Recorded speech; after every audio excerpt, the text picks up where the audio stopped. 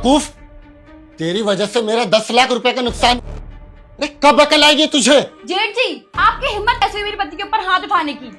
चुप रहो। सरीना, तुम्हें पता भी है तुम्हारे पति ने क्या किया है? तुम्हारे पति ने मेरा 10 लाख रुपए का नुकसान किया है। अरे मैंने इसको अपनी कंपनी में क्यों रखा था? क्यों इसको हायर पोस्ट ऑफर की थी? मेरा छोटा भाई है, सगा भाई है, मेरी कंपनी ग्रो करने में मेरी हेल्प करेगा, मेरा हाथ बटाएगा।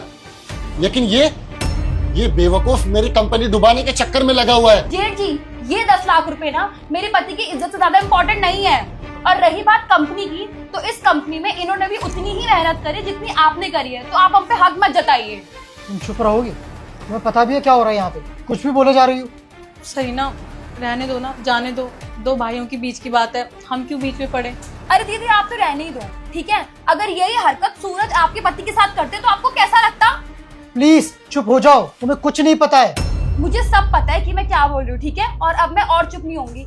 इनका कोई हक नहीं बनता आपके ऊपर इस तरीके से हाथ उठाने का। ये आपके बाप नहीं है, और अगर बाप भी होते ना तब भी हक नहीं बनता, क्योंकि आप बच्चे नहीं हो। शादी हो गई है आपकी, बीवी हूँ मैं आपकी बेइज्जती और बर्दाश्त नहीं कर सकती, ठीक है? सरीना प्लीज अब चुप हो जाओ। बहुत सुन लिया मैंने, बहुत बोल लिया तुमने। तुम्हारी यहाँ कोई जरूरत नहीं, अंदर जाओ। सूरज, मैं अंदर नहीं जाऊंगी। तुम कब तक इनकी गुलामी करते रहोगे? तुमने ना अपनी आंखों में इनकी शराफत का चश्मा पहन लिया है, ठीक है? तुम हमेशा इनसे दबे रहते हो, नौकरों की तरह इनके लिए काम करते रहते हो, और अब मैं ये सब और बर्दाश्त नहीं करूंगी। मुझे बंटवारा चाहिए बस। क्या बोल रही हो सरीना तुम? इतनी सी बात पे बंटवारा? हम जॉइंट फैमिली, हम अलग नहीं हो सकते ऐसे। दीदी, आप रहो जॉइंट फैमिली में, मुझे नहीं रहना। मैं आपको और भैया को और बर्दाश्त नहीं कर सकती, और अपने पति की बेइज्जती तो बिल्कुल भी बर्दाश्त नहीं करूंगी। अब मैं इस घर में 1 मिनट भी नहीं रह सकती। मुझे बंटवारा चाहिए, मतलब चाहिए। क्या क्या कह रही हो तुम? बंटवारा चाहिए तुम्हें? अगर इस घर में बंटवारा हो गया ना तो हम लोगों के हिस्से में कुछ नहीं आएगा, जीरो। अरे भैया भाभी के बिना हम है क्या? और तुम जानती हो भी क्या बोले जा रही हो? हम भाइयों को तोड़ना चाहती हो?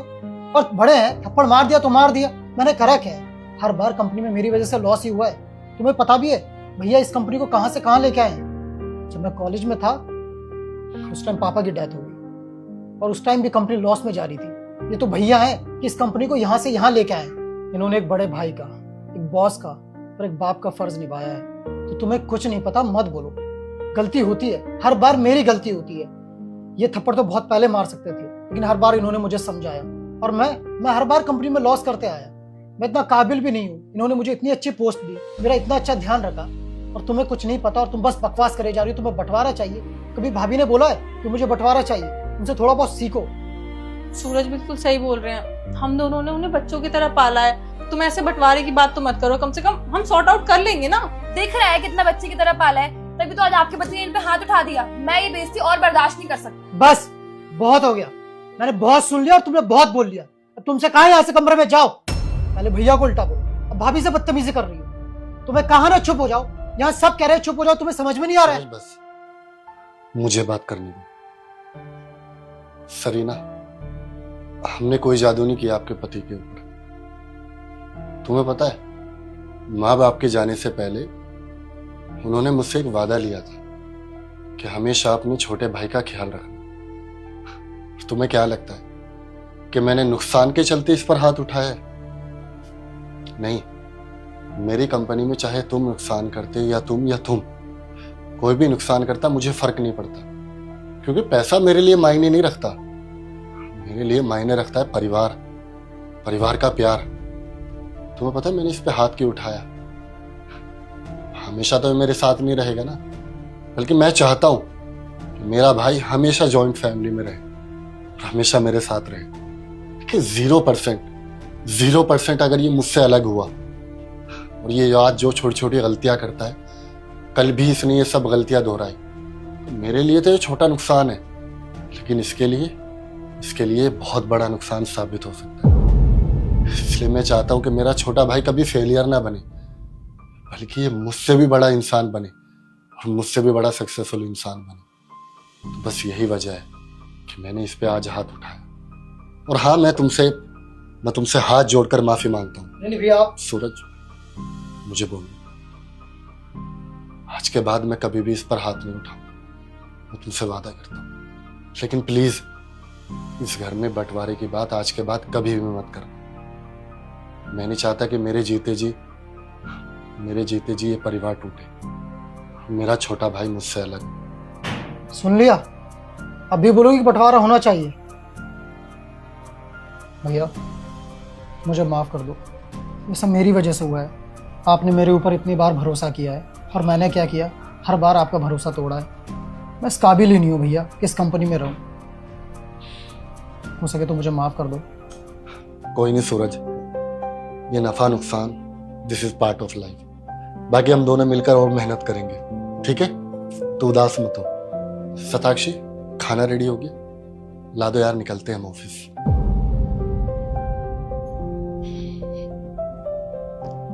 ये लीजिए, चले? आराम से जाइएगा।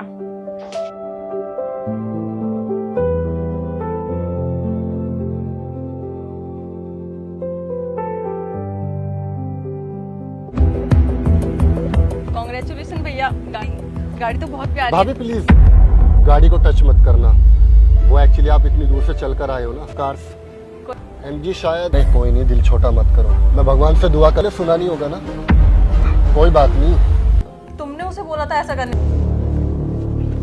अबे ओ, कहाँ बैठ रही है? अरे मैम साहब, हम बाजार ही तो जा रहे थे, तो सोचा आपके साथ चल देती हूँ, जल्दी पहुँच जाऊंगी। अच्छा, अब तो हमारे साथ गाड़ी में जाएगी, हमारी बराबरी करेगी। अपनी औकात देखिए, काम वाली है, काम वाली रहे। ये ले 100 रुपए, ऑटो से आ जाइयो। अरे मैम साहब, ऑटो के चक्कर में रहूंगी तो लेट हो जाऊंगी, हर ऑटो का क्या पता कब आए कब नहीं, इसलिए कह रही हूँ आपके साथ चल देती हूँ, मैं जल्दी पहुँच जाऊंगी। एक बार में समझ में नहीं आता, बोल दिया ना ऑटो से आजा, मतलब ऑटो से आजा। और याद है उस दिन रेस्टोरेंट में वो काम वाली दीदी की बच्ची तुम्हारे साथ बैठी हुई थी, तुमने उसे तुरंत उठा दिया। अब क्या खाओगे? कुछ भी ऑर्डर कर दो।